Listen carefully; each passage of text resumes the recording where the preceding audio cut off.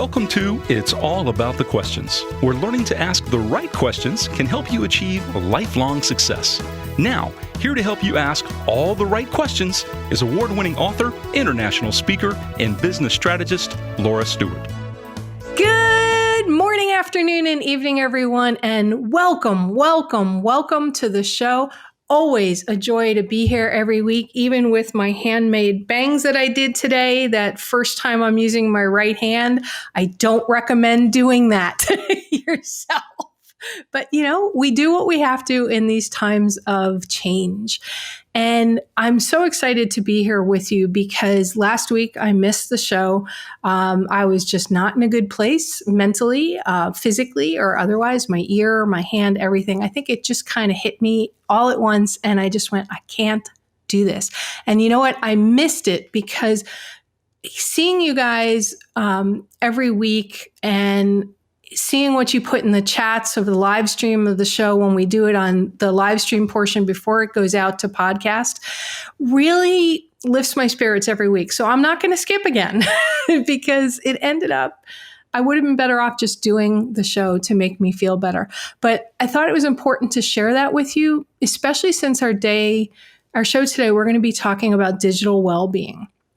And we're going to go a little bit deeper even than to just digital well-being. I cannot talk today. Okay, digital well-being. Now, my guest today is Dr. Heidi Forbes Oste. And Heidi, I don't know if I said that right. When I come back on, you're going to have to let me know. So I'm going to bring Heidi right on the show right now. Heidi and I, hey, Heidi. We also write for Podcast Magazine. And before I knew Heidi, I had reviewed her podcast, Evolving Digital Self, because she's in the tech realm of podcasts. And we all know I'm a geek. And that's what I do for Podcast Magazine is review those podcasts. And I so loved everything that Heidi was talking about that I was like, you have to come on the show. So Heidi, welcome. And please, did I slaughter your last name? Thank you. No, it's totally fine. I'm very used to it. I get all forms of slaughter of the name. It's a Swedish name, so it just makes it complicated. It's Forbes Oste. Oste, right? Okay, I was umlauting wrong. Yeah, it's all good. It's all good. Well, I want to thank you for being here today, and I know it's earlier for you because you are in Wyoming right now, right? Yes. And you've got a book called, you actually have two shows, Evolving Digital Self and Global Nomad Hacks, right? Which I love because you are totally a global nomad. Me, not so much. The last 3 years with my sound-induced vertigo, I've been stuck in my house. Like driving is even like a major torture fest to get in a car and go somewhere. But I used to love the whole idea of traveling everywhere. But the thing that saved me, Heidi, the last few years is the fact that technology was here, that I could close caption certain things because I couldn't listen. My phone was my lifeline because I could text people and I could email because I couldn't speak because my own voice would trigger me to have such extreme vertigo. I almost blacked out a couple of times. With that, I see all the time. I mean, you and I were talking before the show. It seems so obvious that we need to be talking about digital well-being, but yet every single day, Heidi, every single day, I talk to somebody and they're like, oh, no, I spend like 10 hours a day on my phone. I never go anywhere without it. I've got Messenger on. I've got notifications. I love it. I can't live without it. Yet they're like, I don't sleep. I'm totally stressed out. I feel like I don't achieve anything. So I feel like it's not obvious. And you're a behavioral scientist. This has to not be news to you. Well, to start with, Laura, I'm so happy that you're able to use technology to really support your well-being, and particularly through the audio vertigo. I've never heard of that before, but it sounds really torturous, particularly in a day when audio has become so critical as part of a communication factor for us. But there are so many great tools that we can use to compensate for that. My research really started because I started initially, we were living in Sweden, and I had seasonal affective disorder, which put me in a very, very dark place. And I started using the technology to really pull myself out of that, and also to identify different ways that I could sort of hacks to improve my productivity when I was functional. And then, unfortunately, while I was doing my dissertation, it was sort of pronounced even more, even though the biggest hack was we moved to California in order to get more sun and light. But then I got Lyme disease. And so it was a whole different set of physical and psychological attributes that I had to counter, and using technology. So the digital well-being for me goes far beyond just smartphone usage.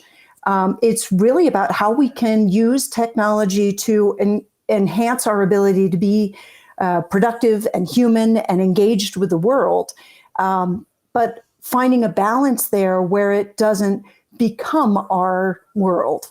And that's really that genuine sort of that tricky spot of balance is really what we're ultimately trying to achieve, where technology supports us rather than becomes us. And that's really, it's for some people, it's really a struggle. For others, it's sort of a natural thing. But I think for all of us, because the technology is constantly changing, it's a moving target. And so it's about building the awareness of how we engage with the technology. Being a geek, right? Mm-hmm. I love technology, and I've spent, I don't know, over 3, close to 4, maybe 4 decades helping people implement technology at all levels, through personal all the way up to Fortune 50 companies. And I call myself in some cases a Luddite. Because I tend to, in my personal life, avoid a lot of technology. People are like, oh, you can do this, so you can do that. Don't you have that app? Why don't you use that? And I'm like, because I know for myself, when I fully immerse into tech, I don't feel as good physically. My posture changes. Even my eyes kind of change because of that, the distance and the blue lights and all the other stuff that's going on. But because I also feel that sometimes we lose a personal connection. We can get so lost. I mean, they call it doom scrolling now, where you're just constantly reading through the feed. But tech has some good benefits. And one of the things you talk about on your show, your one podcast, The Evolving Digital Self, and in your book, is this idea that technology should be created, and your consulting practice as well. Technology is created to assist us to live better lives. Yet I feel as if technology's gotten kind of subverted. Technology for the sake of technology, just because we can create it, just because it's there, it's sort of taken the place of it. What's your thoughts around that? Well, I think there's sort of 2 important points there. And it's, I think, both from the user perspective and from the designer perspective, that we need to be careful about just because we can doesn't, and it's really just because we can doesn't mean that we should.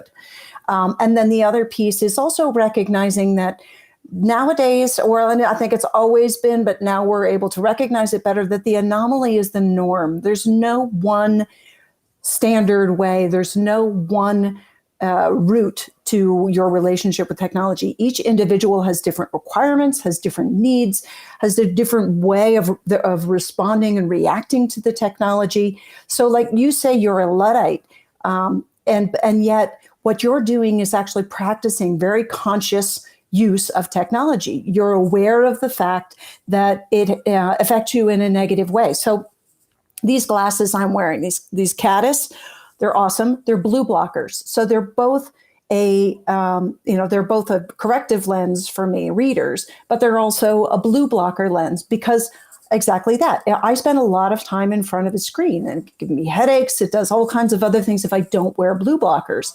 But wearing blue blockers, all of a sudden, that eliminates one factor there where I'm still able to do that engagement.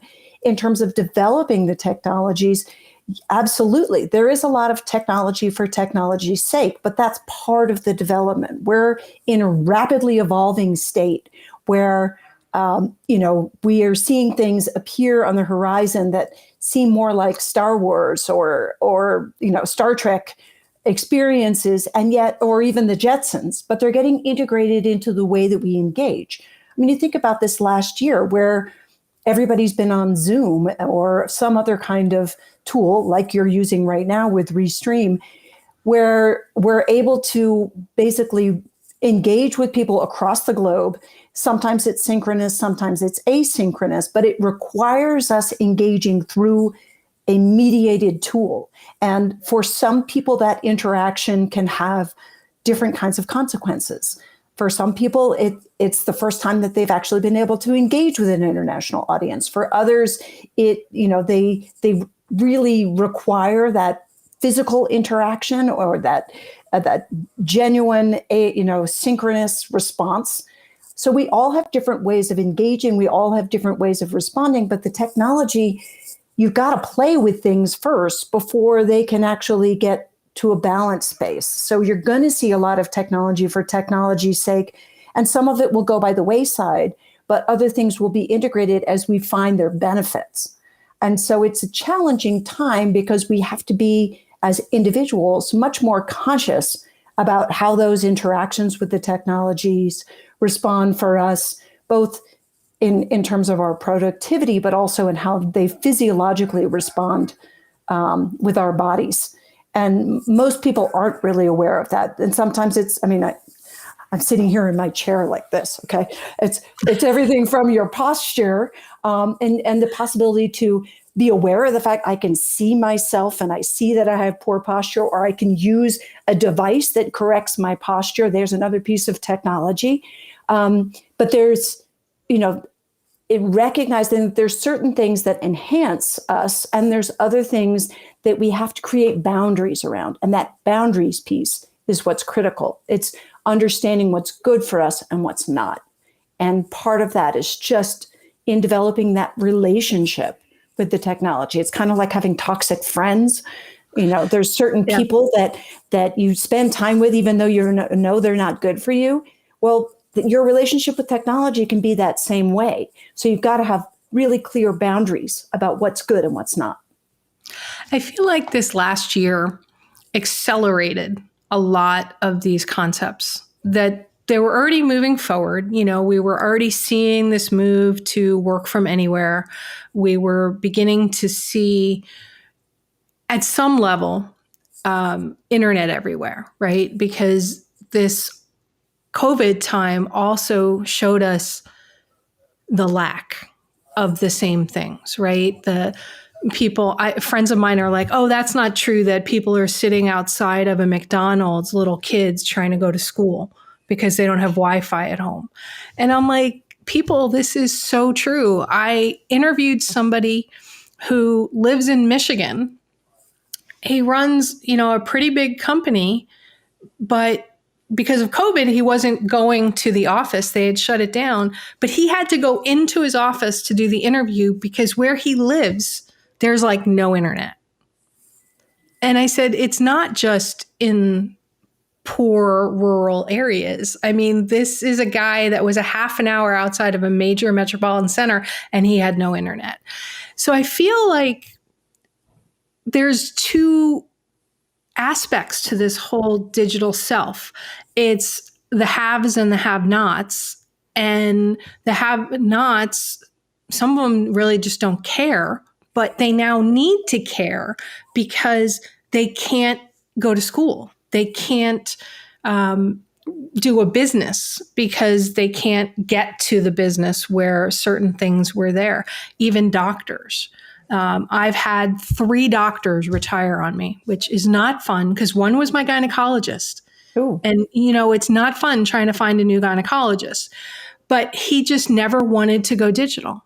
And with COVID, he said, it's just not worth it to me anymore because of what I need to do in order to do what I do. So he just retired, and several other doctors the same way.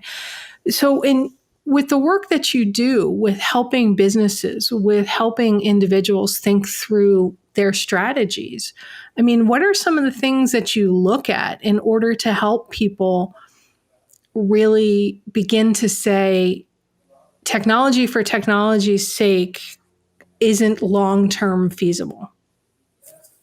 Or if that's not an accurate statement, tell me it's not an accurate statement. Well, I mean, I'm all for innovation, and I think innovation takes experimentation. So you need technology for technology's sake to be in that playground of development, but it needs to ultimately have a vision as to how it might be applied, how it could have an impact, but also recognizing sort of the ethical consequences of the development. But when you start putting restrictions on development and innovation in the beginning, you sort of limit that play space and the potential. So, for example, one of the things that I can't wait for, and I'm just a super geek about it, is holograms. I want to get to that place where I go to my Zoom meeting and I can see everybody sitting in the same room with me. Like, that would be so cool. And I mean, I have global teams, and I want to be able to sit with them in the same room. I don't necessarily have to touch them, but I want to be able to see them and not be staring at a screen. Same thing with our phones. Now that we can actually do a lot of voice commands, to be able to take that movement of keeping your head craned down, looking at a screen, and be able to just dictate things has been one of the most freeing things in the world for me. And I apologize, because I understand with your vertigo, that's probably the worst thing in the world, to have everything go audio. But it gives that accessibility piece to others. That, I mean, I think about my 80-year-old mother.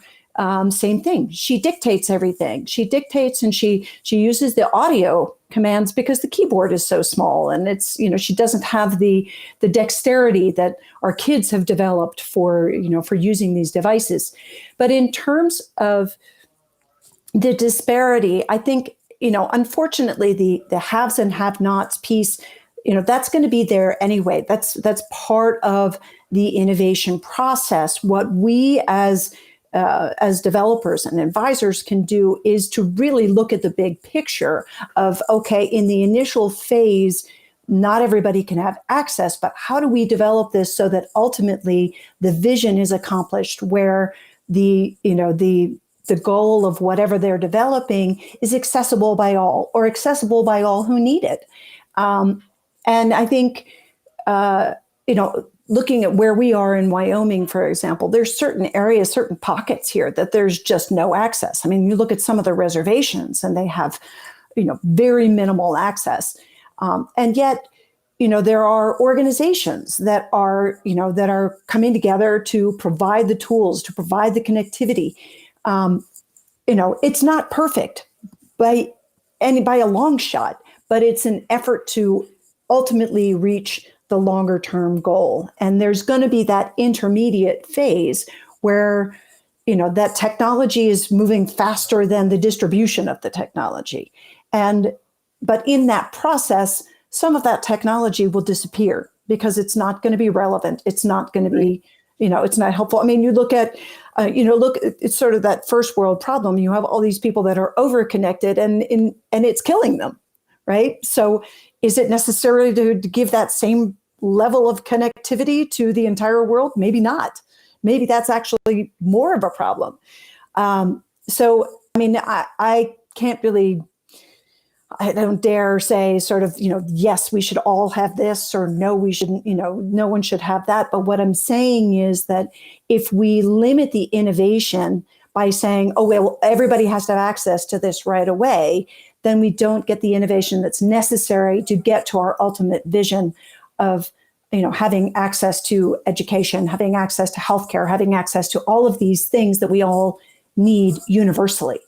And does everybody need a smartphone? Well, 20 years from now, pretty much. But if you're living in a rural farm area somewhere that, that you're not, that, you don't have a bus system that you need to use your phone for a ticket, and your life sort of boundaries, or your life bubble, if you will, is Right. much smaller. Maybe that's, your requirements for what you need in order to find happiness and health and education is not requiring the highest level of technology, but maybe being able to get access to it on a laptop at home that can give you the digital reports of what's going on with the weather and what's going on with, the the environment. I don't know. I mean, I don't have a perfect answer for you, Laura. All I can say is that, there is no perfect answer for everyone. Everyone has different requirements, and there's always going to be disparities. But the best that we can do is to develop with vision and ethics so that we understand the potential for things, and that we intend to be able to make whatever is needed for the future accessible to whoever needs it. I love the way you put that. That is really beautiful. That, it becomes accessible to whoever needs it for whatever they need it for. I just finished watching the latest season of Star Trek Discovery. I don't know if you've seen that. I haven't seen it yet. No. Okay. It's a radically different show from Star Trek as we've known it, either the original Star Trek or Star Trek Next Generation or Voyager or Deep Space Nine, total Star Trek geek. And in it, they end up having, in the third season of it, in order to save the world from all sentient life, very HAL 9000, in order to save the world from destruction of sentient life by an AI, they jump 930 some odd years to the future. And here's this starship and all the people, and they jump through time. And of course, it's like radically different than what they thought it was going to be, but they're still people. So obviously they succeeded. Well, once they finally find the Federation and they get back out there and connected with them, and the starship gets retrofitted with all the latest new tech. Well, all of a sudden, it's personal transporters. Their badge allows them to instantly transport themselves wherever they want to go. But there's also this other device that sort of gets put on them that allows them to have, like, we have an iPad, right? And all the Star Trek universes, they always had the pads that they signed or watched or did, right? Well, all of a sudden they just go like this with their hand and it appears in front of them, and they can move things around with their hands and they can read. And then this other hand, they can manifest phasers and laser cutters, and it's all just there. Like, wouldn't it be wonderful if we had that technology? But at the same time, when they lose access to it, the Discovery crew can still function, right? Because they haven't had it for very long, which makes them superheroes to the future world because they know a life without it. I feel like we have a potential to lose that connection to the world and the troubleshooting and that critical thinking processes that we've begun to push off to other things. Let me give an example. My friends all have kids. I've never had kids, but they're trying to figure out how to help their kids in school. Growing up, I know how much the teachers did for us. But nowadays, people have really pushed everything to the teachers to do. Right? My parents helped a lot. They came into the classrooms and were teachers' aides and monitors. But now all of a sudden it's all on the families at home. And it's all digital. And these kids are struggling because nobody realized how much interaction was really needed to keep the kids focused. So where does that for you factor into this? I don't know if it was really clear because I'm trying to formulate this whole idea of we need to use the technology, but I'm afraid that we may be raising a generation that doesn't know how to think without it because the computer makes the leaps for them. Yeah, no, I think there's a lot to be said for that. And there, in my second book, or actually technically it was my third book, but Digital Self-Mastery Across Generations, I looked a lot at this, and this was I wrote it pre-COVID. But one of the things that I found that was really interesting while I was doing my research is that, so I'm Gen X, I have Gen Z kids, and my mother's Boomer. Yeah, exactly. Boomer. I'm a She's boomer. sort of lost generation, boomer, or whatever, Yeah. great generation. But what I found was really fascinating was this this agility that the kids have that we don't give them enough credit for. I think the ones that struggle a bit are Gen X. We both have our feet both in the technology and in the sort of manual manipulation way of doing things. And we try to do both at the same time and get overwhelmed.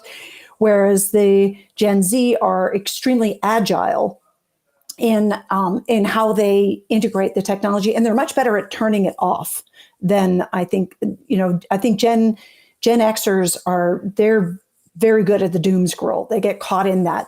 And because it's sort of, it's this, it's like reading the newspaper, but it never ends, right? So when you sit down for your Sunday newspaper, you can just keep on going.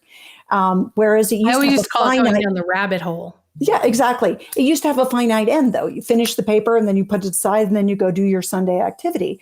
Now it's like, I can dig deeper and you go down the rabbit hole.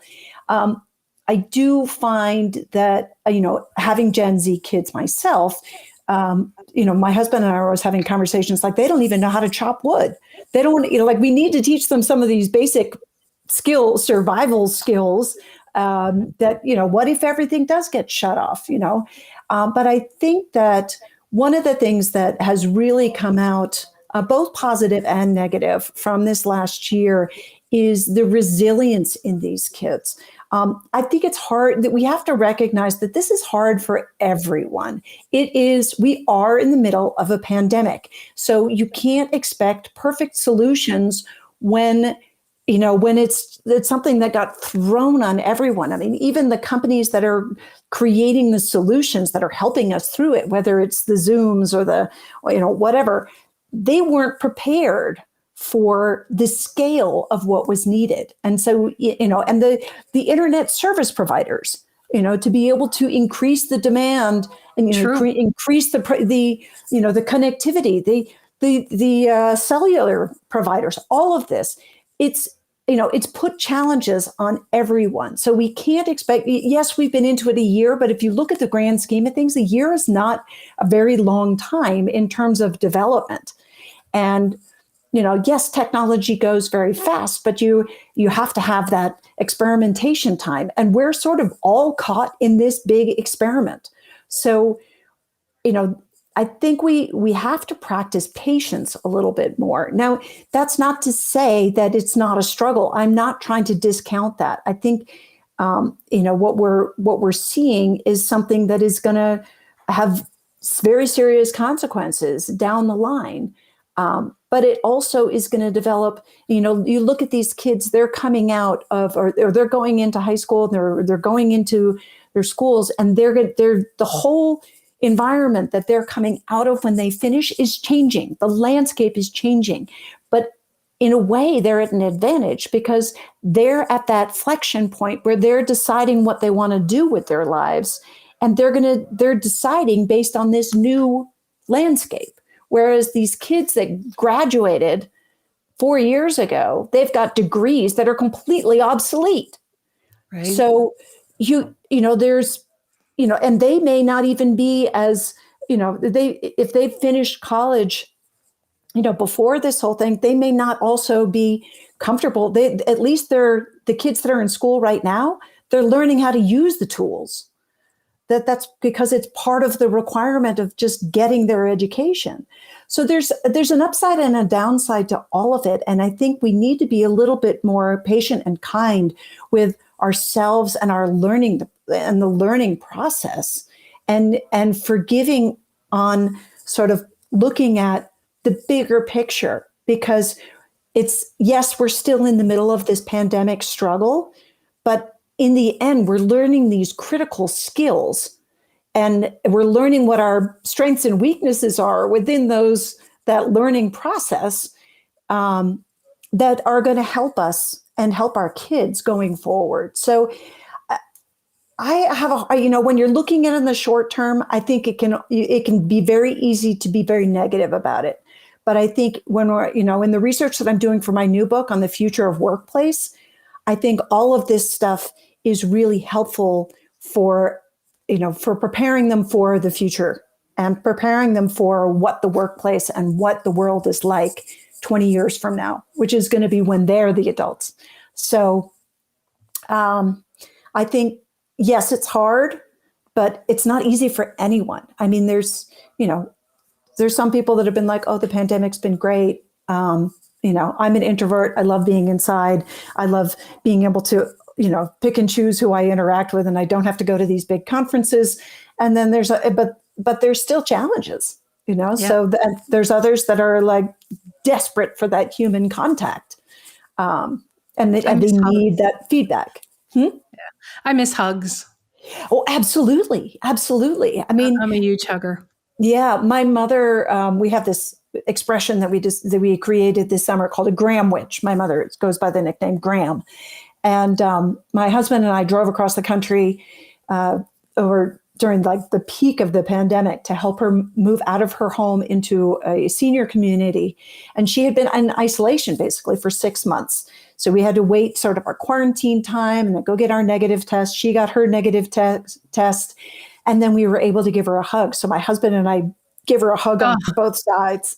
And it was the most amazing thing. It was like this desperation of like, that was the first physical contact she'd had in 6 months. And so she got lots of Gramwiches after that. And now she's vaccinated. So she's been able to get more Gramwiches from my brother and sister-in-law who live a little more locally to her. But it's that physical contact. And I think part of what we're recognizing in this time is what's important to us. So yes, there are struggles, but this time has been really an incredible opportunity for us to recognize what and who is important to us and to really skim off the stuff that's not. Michelle Ragusa McBain, an incredible friend of mine, has just posted a couple of things. She misses hugs too. And her husband, Jay, he's one of the top futurists in the world around technology. If you do not know him, I need to introduce you to him and Michelle because they're just awesome. I'd love to have them on my show. Oh my God, they're just awesome. Because Michelle posted and what you were just talking about, it really got me thinking about a completely different tangent of where I was planning on going. Have you seen a change in, let's say, culture? Okay. I remember grammar school and middle school and high school. And, even in business environments, I have a friend who has to change jobs because she was put underneath somebody else who is a passive aggressive bully. And the woman is the head of HR. So how do you prove any of it? Because these people are so good at being so subtle about things, right? In schools, there's cliques, right? In businesses, there are cliques. With this switch to digital, we know we have cyber bullies and all of that, but with schools going online, these bullies, these people that perhaps were leaders in a good way and leaders in a bad way, don't have that same physical presence to impact things. Do you think that when we go back to some form of more human contact, that those people will still be able to go back to their let's call them bad behaviors, because they are. Bullying is totally bad behavior. Mhm. And there's all different levels of that.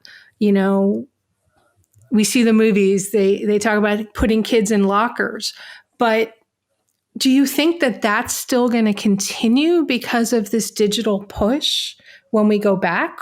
I mean, I'm curious. I don't even know how to ask the right question, but when I think through this, I go, we've had a year of where some people, some kids and some businesses, it's like, oh my God, it's so much better. There's so much less drama from those worlds that have entered into our own worlds. What happens when you go back? Well, I think there's a couple things to take into account. You know, human nature is human nature. You're not going to change a whole lot there. But what you are going to, what's been an amazing thing that we've really seen a lot of, when everything goes digital, there's accountability. Everything from, you know, cryptocurrencies down to what we're seeing with the engagement in a classroom. You know, you can't chat and say something mean without everybody seeing it, and without somebody being able to do a screen capture and say, look, this is what he said to me. This is not, this is not nice. So there's that accountability piece. But one thing that we're also seeing, and we saw this back when I was working in education technology in the early 90s, where it was just in forums and everything. But all of a sudden, when we did the virtual high school, and people were actually able to take they had access to courses that they would never have had access to. But they also, what we found was, this is where sort of the geeks became the stars. They were the ones that sat in the corner and never said anything in the physical classroom. But when they were given a virtual voice, where they all of a sudden were able to share their knowledge, maybe step back for a moment and actually, share what was of value to the conversation, it just became this incredible opportunity for the introvert, for that quiet person who has an incredible value to the conversation but never spoke up before. And the one that it's no longer that one that has the loudest voice or the prettiest face or whatever it is that got the most attention. I think we will see some of that shift coming back, because those people have recognized their own value and their peers have recognized their value in the conversation. But human nature is human nature. You're not going to change a bully overnight, but you can hold them accountable. And I think what we're going to see going forward is the reality of it is we're never going to go back to the way it was. It's not about like going back. What we will see in the future, pretty much guaranteed, is a hybrid environment. And that's why I was talking about earlier, the whole mesh concept, like we're seeing from IBM, the holograms and whatever. We're going to see a lot more of this hybrid where you get both the physical and the virtual combined. And that really gives everybody a chance to shine, but it also holds people accountable. So hopefully, despite human behavior, despite our own weaknesses, we will be able to interact and hopefully be a little more kind. I love that, because I feel like there's so much good that has happened. And people keep saying, when are we going to go back? And I'm like, I don't want to go back. No. Yes, there are parts about the 1950s and 60s and 70s as a child growing up that I truly loved. But I don't want to go back there because there's so much more wonder and accessibility that has happened. I would love to go back to some of the respect and kindness things that were just automatically assumed would happen. Calling your adult neighbor Mr. or Mrs., just as a respect, until they said, oh no, you can call me Heidi or whatever it is. I think those certain things, etiquette, whatever you want to call them, I feel like we've lost a bunch of that because we've all gotten so just comfortable. And I don't necessarily feel that somebody, just because of their position, should automatically get respect, but I feel like they should at first, And then they have to prove that they deserve that over time. So looking forward to what is going to come from COVID, the fact that people are helping people. Businesses are changing. Jay McBain has talked about this a number of times. Daniel Burrus is another friend of mine. He's a big futurist as well. I don't know if you know Daniel and the Anticipatory Organization, but one of the things that they both talk about is this idea that moving forward, we need to take the best of what was before, move it with us, let go what was not the best.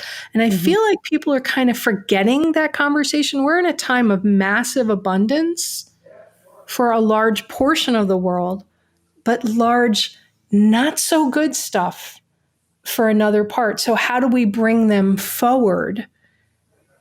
It's not a matter of making everybody equal, but giving everybody opportunities. I feel COVID has transformed the business landscape. I mean, businesses that were able to pivot. I watch Shark Tank, and you see these businesses that there were all in-person businesses, and now their business is taken off because they figured out how to take advantage of digital. So with your thinking, your behavioral science background, your tech background, I mean, if I remember correctly, your husband, Bjorn, is he one of the co-founders of Oatly? Yes. Okay. Which I've not tried yet, but I just saw they have a chocolate version. So I'm really good. Chocolate oat Try it with warm if you like hot chocolate. Okay. I'm going to have to go get that now. But, we're seeing how because of supply chain issues, because of technology, we've been able to look at the world in another way. Do you think that will survive the same way, or is it, I know it's going to escalate even further, but this idea of people want to just forget everything that happened, or they want to go back to where the way it was. To me, there's no more new normal. This is just normal. Each day is what normal is. Yeah. I mean, I think we are in this, I generally try to refer to it as like a chrysalis. It's basically, we're in this phase where, like you said, things weren't so great right before this happened, right? And don't necessarily want to go back to it. But in order for major change to happen, a lot of systems have to be broken down and completely recreated. And I think we're still very much in the chrysalis where, little things are starting to poke out, but we are still very much in the middle of this chrysalis where a lot of systems still need to be broken down. And yet what we're seeing a lot more of is social businesses, social enterprises. I mean, if you look at 15 years ago, if you wanted to start a social enterprise, they were like, okay, you're either a nonprofit or you're a business.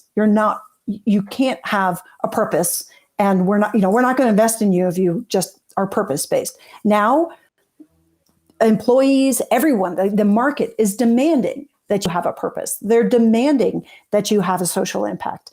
So I think we are seeing this shift, and I think COVID has been helpful in that because there's more need, or it's been more visible also because it's been more, it's really come to the surface. And so you can't deny it anymore. It's, whether it's climate or whether it's poverty or whether it's, whatever it is, you can't ignore it. It's right there in your face. And I think that this next generation is very much about, what do we need to do to create that shift? Now, circling back a little bit to what you were saying in terms of, some of those things that, that we were raised with, sort of the kindness and respect. I think those things are sort of inherent in that as well, but they are learned. They're something that we learned within the culture of our families. We learned within the culture of the institutions. And it's up to the leaders, whether you're a leader in a family or an institution, to really define that culture. And so it's having a culture of gratitude and appreciation and really integrating that. I mean, in my research around digital self, one of the things that I talk about a lot is the importance of gratitude, and that gratitude. So you don't really think about like gratitude and technology. Where do those two things fit in? But when you're, it's everything from being grateful of the fact that having a smartphone gives you access to your community, your people, your information, that you all of a sudden don't have to carry around this big bag with a, Rolodex or not a Rolodex, a Filofax, and remember those, or even a Palm Pilot, all of these crazy things, all of these things that we had before that, that took up a lot of space. I mean, they weren't great, but it's all just part of the evolution of where we're going. And having a sense of gratitude for what those things provide and the people that are in that make those things happen, and the people that are on the other side, that we're able to connect with. The fact that we have a tool like LinkedIn that enables us to connect with our entire network. Forget that Filofax, forget the Rolodex. All of a sudden, we can keep it up to date. We know where people are, we know where they're working, and we can reach out to them by putting in a simple filter and say, who do I know that works in this space? That we can get information and entertainment by just logging on to Apple Podcasts. And all of a sudden, we have access to all of these great stories, knowledge. I mean, the access to information is incredible.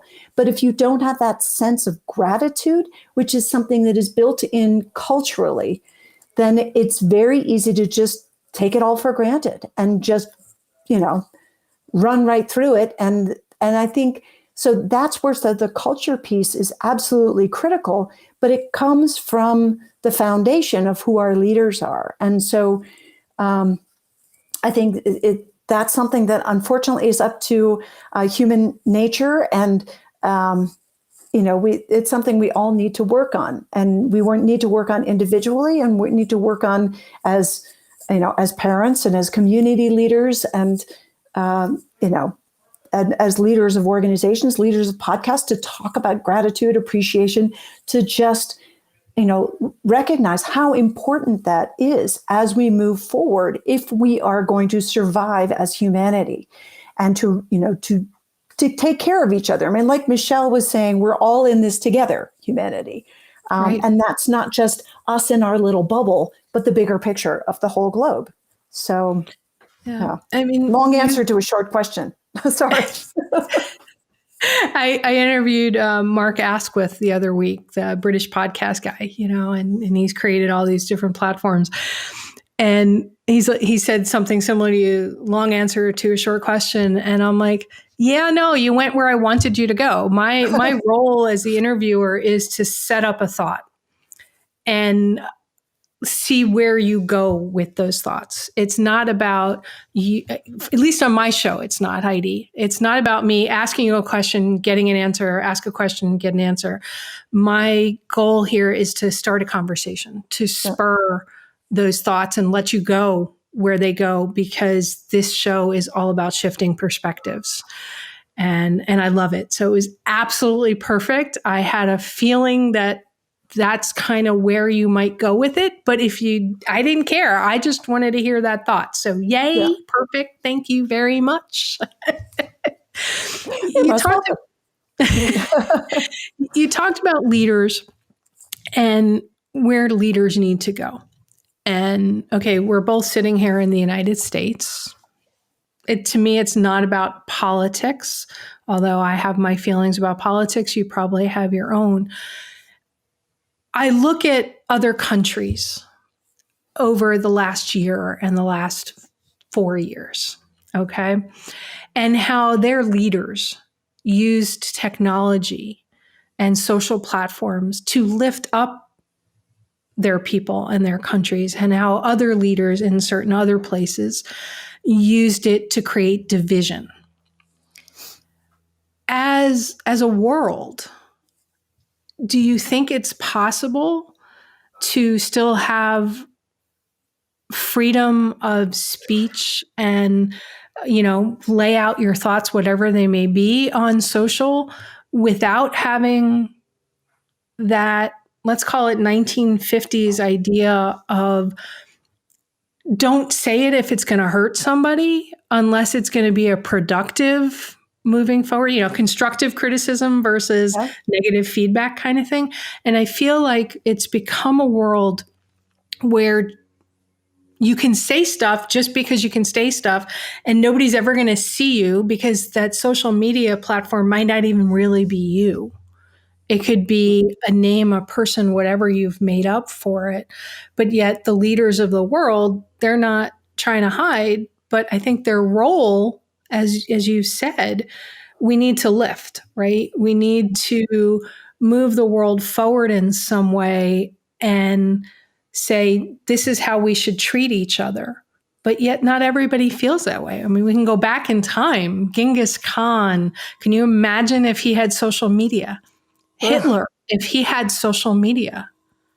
And, the list can go on and on and on about, if the Unabomber, if the, any of these things progressed to a certain level. What's your conversation around that, Heidi? Because it's something that really concerns me. And because you're a behavioral scientist, I think you're the perfect person for me to finally ask that question of. Well, I'm not necessarily sure if I have a full answer for you, but what I can say, and then this is part of the reason, actually, that interesting, well placed, Laura, is in why I started Global Nomad Hacks. So Global Nomad Hacks wasn't necessarily just about like how to be a digital nomad or all of those things, which I think a lot of people, there's a lot of conversation around that.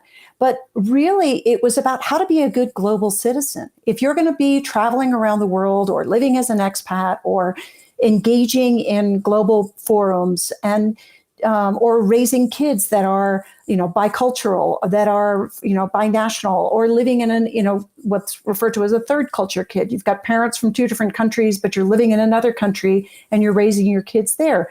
These are great opportunities for us to be good global citizens and to learn how to respect and be kind and to communicate in a way that is authentic and clear and respectful. And so it's really, to me, it was about having those conversations about what it means to be a good global citizen, what it means to use the tools that we have, the platforms that we have accessible to us to make the world a better place, to contribute to humanity. And so it's really, I think, yes, of course, there's always going to be, like the bullies, there's always going to be those bad guys. But what we can do as general parts of humanity when we see those is to speak out and to say, that's not okay, and to hold those people accountable for what they're doing. And if enough people speak out and we make sure that we track things so that we can, make good decisions and to really be able to evaluate, whether it's as a scientist looking at things and making sure that the facts are being presented properly, and not just in science, but in politics and in everything else. The information is out there, the data is out there, and to help people recognize, what's truth and what's not truth, to help people recognize what's good and what's evil. And I think that that's the best that we can do as humans. There's always going to be bad people. There's always going to be, I hesitate to say evil, but what we can do is at least have a conversation about it and to help people understand how to view things critically and to have a critical lens. But, that's something that's a learned skill. You don't come out of the womb having critical thinking, and some people never learn it. So It's part of really developing as humans. And when we can have a global perspective, it helps us actually create that critical lens. I mean, in all the years that I've lived abroad, I feel like I was like a more patriotic American than ever, but at the same time, I had a critical lens of it, and that there were things about America that I was disappointed in, and there were other things that I was so proud and excited about. And the same thing for my Swedish husband. I mean, rarely celebrated midsummer when we lived in Sweden. But then when we come back, I lived in the US or anywhere else, we had to have a big midsummer celebration because it was about pulling all of our community together and celebrating the earth and celebrating the changing of the seasons. So I think, the more that we can take ourselves out of our comfort zone and look back in and recognize what's going on, both good and bad, the better humanity will be. So whether as leaders we help people get into that space so that they can get perspective, or whether we just share the perspective, we have to be totally clear and authentic with where we are coming from, so that our perspective say like, okay, this is my viewpoint but this is based on what my experience is. I don't know the absolute. There's always, difference of opinion, but I can give you the data and I can tell you, what my perspective is based on that data. And as long as we start from that point, we can hopefully have more honest and clear conversations and appreciate, what we have. You just gave the perfect place to close up the show for today. I mean, that was just so beautiful, Heidi. I want to make sure that everybody knows how to reach out to you, how to listen to your podcasts and get your books, or just reach out to you if they have further questions.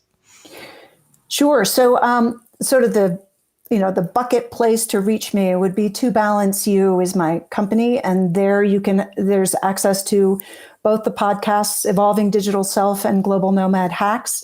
We're also on all different podcatchers, so easy to find there. We actually just launched a really exciting space, which is going to be growing very fast, which is under globalnomadhacks.com/hacks, where we're putting all of the great discoveries that we've found along the way of, the tools that we use and the, service providers that have done really cool things and the people that we've interviewed. So it's actually a really fun space to really, to highlight some of the people that are doing it right and some of the cool things that you can find that help us be more human in a very technological world. So, that's sort of the easiest way to find me. And there's contact forms on all of those. If you have any questions, happy to reach out. Okay. And it's the number 2, balance, the letter U.com, and globalnomadhacks.com. Yes. Okay, great. Well, I want to thank you so much for being on the show, Heidi. I mean, it was just a fantastic conversation. And I know I could have talked to you for another hour easily, just going about all these different conversations, going deeper dive into some of the global nomad stuff as well. You've been just a joy to have on the show. Thank you so much, Laura. It's been a pleasure to be here with you. All right.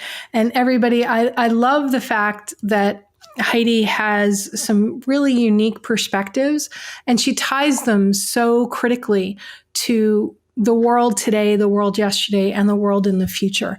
That's called critical thinking. And I would love to know what you all think about the conversation that Heidi and I had today. How is it affecting your life, this change?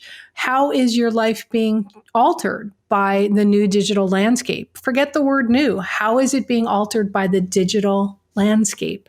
What are the pluses for you? What are the negatives? Are you even thinking about that?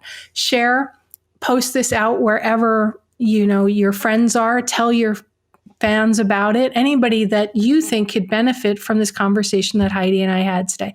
And of course, as always, I would love it if you would, on your favorite podcast platform, rate and review the show, because it does help us get found.